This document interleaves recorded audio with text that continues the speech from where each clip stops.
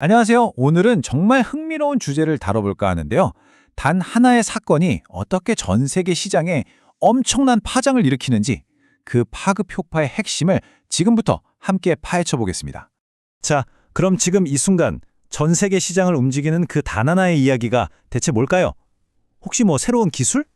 아니면 어느 대기업의 깜짝 실적 발표? 아닙니다.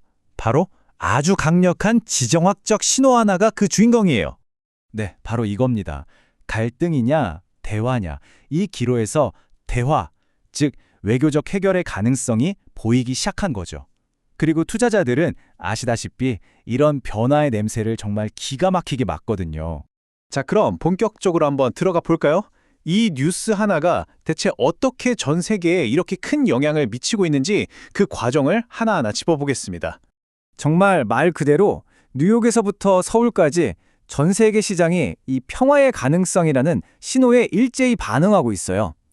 이게 바로 전형적인 위험 선호, 그러니까 리스크 온 현상이라고 부르는 건데요. 쉽게 말해서 투자자들이 이제 좀 안심하고 이제 좀 더 공격적으로 투자해도 되겠다 이렇게 생각하게 됐다는 거죠. 그럼 이 반응이 가장 먼저 그리고 가장 뜨겁게 나타난 곳은 어디였을까요? 네, 바로 세계 금융의 심장부, 미국 증시였습니다. 와, 보세요. 플러스 1.96%, 나스닥 지수가 하루 만에 이만큼이나 뛰어올랐습니다. 이게 그냥 숫자로 보이지만 주요 지수가 하루에 이 정도 오르는 건 정말 대단한 거거든요. 그리고 이 모든 게 거의 이 뉴스 하나 때문이었다는 게 더 놀랍죠? 근데 이게 끝이 아니었습니다.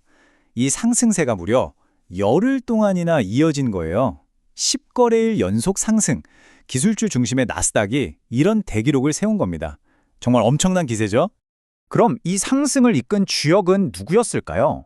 바로 기술주였습니다. 왜 하필 기술주일까요? 한번 생각해보면 간단해요. 기술 기업들은 전 세계에 얽히고 설킨 공급망에 의존하잖아요. 그러니까 국제 정세가 안정되는 게 정말 중요하고요.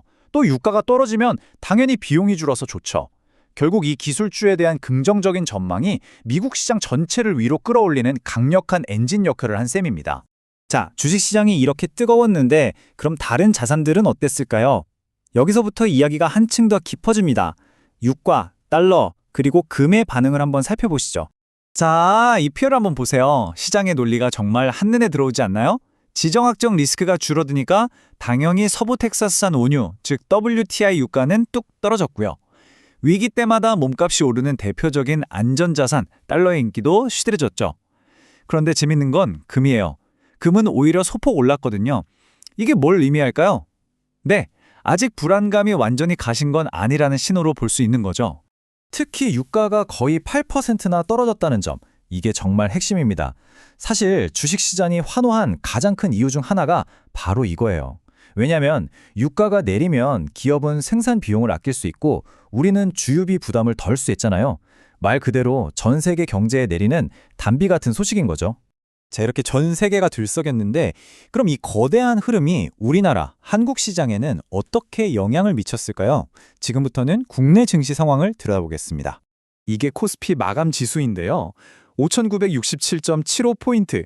딱 보시면 아시겠지만 심리적으로 아주 중요한 선인 6,000선, 바로 코앞에서 딱 멈춰서 있는 모습입니다.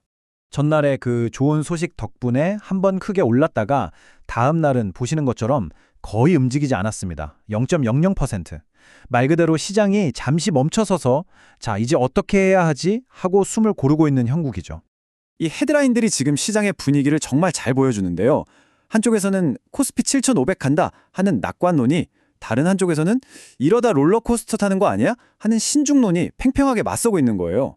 그리고 현실은 일단 6,000선 근처에서 잠시 멈춤. 딱 이런 상황입니다. 이걸 한마디로 요약하면 바로 이겁니다. 관망세가 짙다. 기대감은 분명히 있는데 선뜻 베팅하기는 망설여지는 거죠. 투자자들이 뭔가 좀 더 확실한 다음 신호를 기다리고 있다는 뜻입니다. 자, 이렇게 시장의 희망과 현실 사이에서 아슬아슬하게 줄터기를 하고 있는 상황인데요. 그럼 이제 우리는 뭘 지켜봐야 할까요? 앞으로의 관전 포인트를 짚어드리겠습니다. 이번 주 시장에 이 낙관론이 진짜인지 아닌지 시험대에 오르게 됩니다. 바로 이 경제지표들 때문인데요. 수요일에는 우리나라 실업률이 발표되고요.